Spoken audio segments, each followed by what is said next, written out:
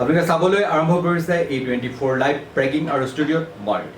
বৰদোৱা আৰক্ষীৰ বৃহৎ সফলতা বৰদোৱা আৰক্ষীৰ অভিযানত 3টা চাবোন বাকচত ভৰ্তি ড্ৰাগছসহ এজন ব্যৱসায়ী আটক বৰদোৱা আৰক্ষীৰ বিশেষ সফলতা সবিস্তাৰে জনাই গৈছো A24 লাইভ ব্ৰেকিঙৰ প্ৰতিগৰাকী দৰ্শকক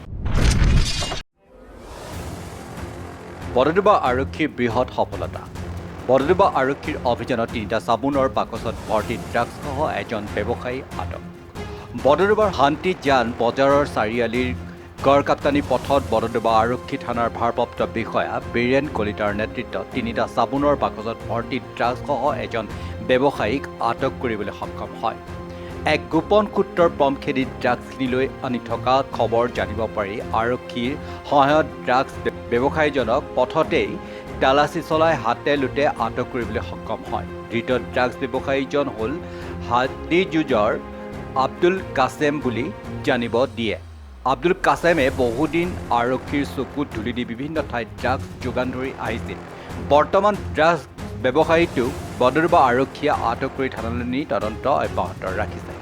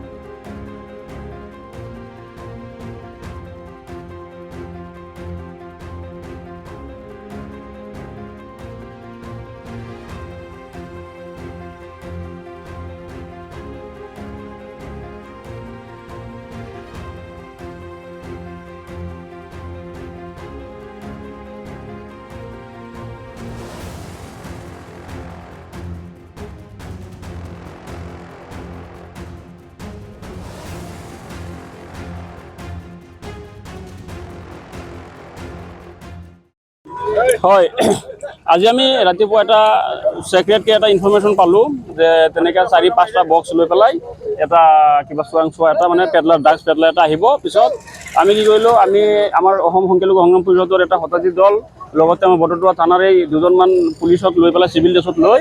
আমি যেটো ভুমৰাগুৰি গৈ ৰখিলো ৰখাৰ পিছতে মানুহটো যেতিয়া আহে ইয়াত আমাৰ হান্দিজান বজাৰত তেওঁক মানে হাতে লুটে আমি কৰায়ত্ব কৰোঁ আৰু এই আসামীটোৰ নাম হৈছে ড্ৰাগছ পেডলাৰজনৰ নাম হ'ল আবুল কাছেম তেওঁৰ ঘৰ হাতীযুঁজোৱা তেওঁৰ পৰা